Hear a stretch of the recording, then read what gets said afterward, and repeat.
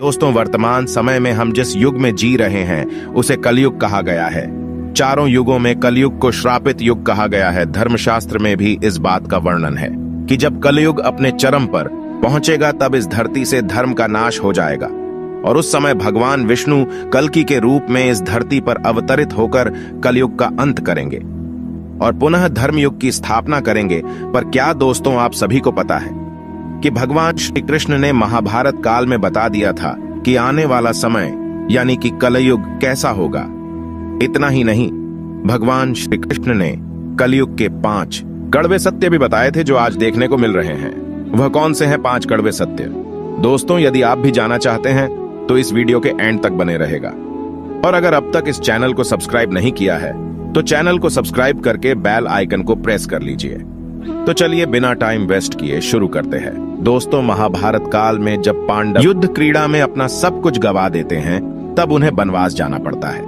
बनवास जाने से पहले भगवान श्री कृष्ण से मिलते हैं और कहते हैं, हे भगवान, युद्ध क्रीड़ा में सब कुछ गवा देने के बाद हम 5 भाई द्रौपदी के साथ वनवास जा रहे हैं। लेकिन जाने से पहले हम यह जानना चाहते हैं कि आने वाला युग कलयुग कैसा होगा। उस समय के मनुष्य कैसे होंगे, लोगों के विचार कैसे होंगे और मोक्ष की प्राप्ति कैसे होगी। पांडवों के मुख से ये सारी बातें सुनकर भगवान श्री कृष्ण थोड़ी देर सोच विचार करते हैं और फिर पांडवों से कहते हैं, पहले आप सभी वन जाइए और वन में जो भी आपको जो कुछ भी दिखे वह आकर मुझे बताइए, तब मैं आप सभी को इन प्रश्नों का जवाब दूंगा। अब भगवान श्री कृष्ण के कहे अनुसार 5 भाई वन में चले गए और वन में जो कुछ भी उन्हें दिखाई दिया उसे देखकर वह हैरान हो गए। उन्हें अपनी आंखों पर विश्वास नहीं हो रहा था। कुछ समय बिताने के बाद वह सभी भगवान श्री कृष्ण के पास लौटते हैं, लेकिन इस बार पांडवों के मस्तक पर सिकंदा और वे किसी उलझन में पड़े नजर आ रहे थे। जब भगवान श्री कृष्ण ने उनकी ऐसी दशा देखी तो उनसे रहा नहीं गया और भगवान श्री कृष्ण ने कहा, आप सभी किस सोच विचार में मग्न हैं, हमें बताएं, अगर संभव होगा तो हम उसका समाधान अवश्य करेंगे।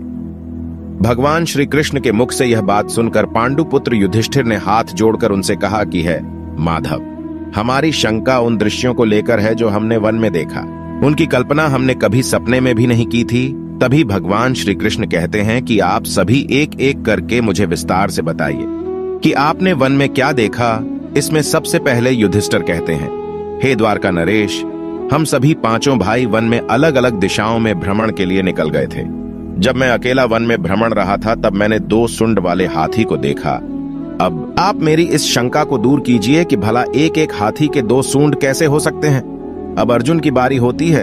अर्जुन बताते हैं कि उन्होंने एक ऐसे पक्षी को देखा जिसके पंखों पर वेद की रचनाएं लिखी हुई थीं और वह मुर्दे का मांस खा रहा था। अर्जुन के बाद भीम बताते हैं कि उन्होंने वन में एक ऐसी गाय को देखा जिसने अपने बछड़े को जन्म के बाद चाट रही थी कि उसके शरीर से खून आने लगता है। इसे देखकर मैं हैरान रह गया कि कोई माता अपने बच्चों के साथ ऐसा कैसे कर सकती है। अब भगवान श्री कृष्ण सहदेव से पूछते हैं कि सहदेव, तुमने वन में क्या देखा? तो सहदेव ने कहा कि मैंने एक जगह बहुत से कुएं को देखा जहां हैरानी की बात यह है कि आसपास के सभी कुएं में पानी था और बीच का कुआं खाली था। बीच का कुआं गहर भी है लेकिन फिर भी उसमें पानी नहीं है। ऐसा कैसे संभव है? अब नकुल आगे बताते हैं कि वे जब वन में भ्रमण कर रहे थे तब उसने एक बड़ी चट्टान पर्वत से लुढ़कते हुए देखा। वह चट्टान कितनी ही बड़े वृक्षों और सिलावों से टकराती है, लेकिन उसे कोई रोक नहीं पता और अंत में एक छोटे से वृक्ष के स्पर्श से वह चट्टान रुक जाती है। अभी युधिष्ठिर भगवान श्री से कहते हैं कि है वासुदेव, हम भाइयों ने जो भी मन में देखा उसका सारा विस्तार आपसे बता दिया। अब आप हमारी सारी शंकाओं को दूर करते हुए हमें विस्तार से बताइए।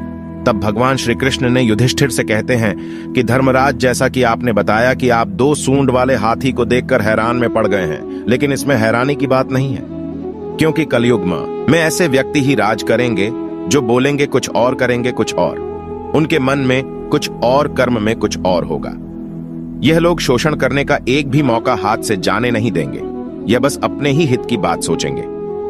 अब भगवान श्री कृष्ण अर्जुन से कहते हैं कि है पांडुपुत्र अर्जुन, तुमने वन में एक ऐसे पक्षी को देखा जिसके पंख पर वेद की रचनाएं लिखी हुई थीं और वह मुर्दे का मांस खा रहा था। लेकिन इसका मतलब यही है कि कलयुग में ऐसे ही लोग होंगे जो कहने को तो विद्वान ज्ञानी पुरुष कहलाएंगे, किंतु इनका आचरण राक्षसी होगा। उनके मन में यही होगा कि जल्दी किसी की मृत्यु हो और उसकी संपत्ति के मालिक खुद बन जाए। कलयुग में मनुष्य के लिए सबसे ऊपर धन और संपत्ति होगा और कुछ गिने चुने शख्स ही वास्तविक संत होंगे। इसके अलावा कलयुग में ज्यादातर इंसान अपनों को ही ठग कर आगे बढ़ने के विचार में होंगे। अर्जुन के बाद भगवान श्री कृष्ण भी हमसे कहते हैं कि हे भीम, जैसा कि आपने देखा कि एक गाय अपने बछड़े को इतना चाटती है कि उसके शरीर से खून आने लगता है, ठीक इसी तरह कलयुग का मनुष्य अपने बच्चों पर इतना प्यार लुटाएगा कि उसका विकास रुक जाएगा। एक माता की ममता अपनी औलाद की मोह माया और संसार में इस तरह बांध के रख देगी कि उसके बच्चे का जीवन नष्ट हो जाएगा। अगर किसी का बेटा घर द्वार छोड़कर साधु बन जाएगा तो उसके दर्शन को हजारों व्यक्ति जाएंगे, किंतु अपना बेटा साधु बनेगा तो वह रोएंगे, विलाप करेंगे कि मेरा बेटा गलत रास्ते पर चला गया। दोस्तों, यहाँ भगवान श्री कृष्ण जीवन की वास्तविकता को बताते हैं कि इंसान को यह समझना होगा कि तुम्हारे पुत्र तुम्हारे नहीं, अपनी पत्नियों की अमानत है, और पुत्रियां अपने पतियों, और तुम्हारा यह शरीर मृत्यु की और आत्मा परमात्मा की अमानत है। भीम की जिज्ञासा को शांत करने के बाद भगवान श्री कृष्ण सहदेव को कहते हैं कि सहदेव, जैसा कि तुमने वन में देखा कि एक साथ कई कुएं हैं थे, लेकिन सिर्फ बीच का कुआं खाली था। इसका मतलब यह है कि कल युग में धनी व्यक्ति अपनी मन की खुशी के लिए विवाह उत्सवों में धन खर्च करेंगे, लेकिन अपने आस पड़ोस किसी गरीब को देखकर उसकी मदद नहीं करेंगे, फिर चाहे वह गरीब उनका सगा ही क्यों ना हो। अपनी मौज मस्ती के लिए, खुद को खुश रखने के लिए वह शराब, कबाब और फैशन में पैसे उड़ाएंगे, लेकिन किसी के आंसू को पूछना अपना कर्तव्य नहीं समझेंगे। कलयुग में अन्न तो होगा और धनी लोग उसका उपभोग करेंगे, लेकिन गरीब व्यक्ति एक एक दाने के लिए तरसेंगे और ऐसे ही मर जाएंगे। भगवान श्री कृष्ण की यह सारी बातें सुनकर सहदेव थोड़े दुखी हो जाते हैं, लेकिन इस कटु सच के सामने वह क्या ही कर सकते थे। अब भगवान श्री कृष्ण नकुल से कहते हैं कि नकुल, जैसा कि तुमने वन में देखा कि एक बड़ी चट्टान पर्वत से लुढ़कती हुई बड़े बड़े वृक्षों और विशालकाय चट्टानों से टकराती हुई आती है। वह रुक नहीं पाती है, लेकिन एक छोटा सा वृक्ष अपने स्पर्श से ही उसे रोक देता है। इसका मतलब है कि मनुष्य की बुद्धि क्षीण होती जाएगी और उसके जीवन का पतन होगा, लेकिन उसके पतन को एक धन रूपी वृक्ष रोक नहीं पाएगा, पर हरि नाम रूपी एक छोटा सा पौधा व्यक्ति का पतन रोकने के लिए सक्षम होगा। अतः कलयुग में हरि नाम ही एक मोक्ष का मार्ग होगा, अगर व्यक्ति धन का लालच छोड़कर भगवान की भक्ति में रम जाएगा। हरि नाम का जप करेगा तो निश्चय ही उसे कोई दुख तकलीफ नहीं होगा और मरने के बाद भी उसे भगवान के चरणों में जगह मिलेगी। दोस्तों, अगर आप गौर करेंगे तो पाएंगे कि भगवान श्री कृष्ण द्वारा बताई गई ये 5 कड़वे सत्य इस कलयुग में नजर होते आ रहे हैं। ऐसे में अगर आप भी अपने जीवन की सारी तकलीफ को दूर करना चाहते हैं तो आज से ही हरि नाम का जप करना शुरू कर दें। तो दोस्तों, इस वीडियो में फिलहाल इतना ही। उम्मीद है आपको आज की वीडियो पसंद आई होगी।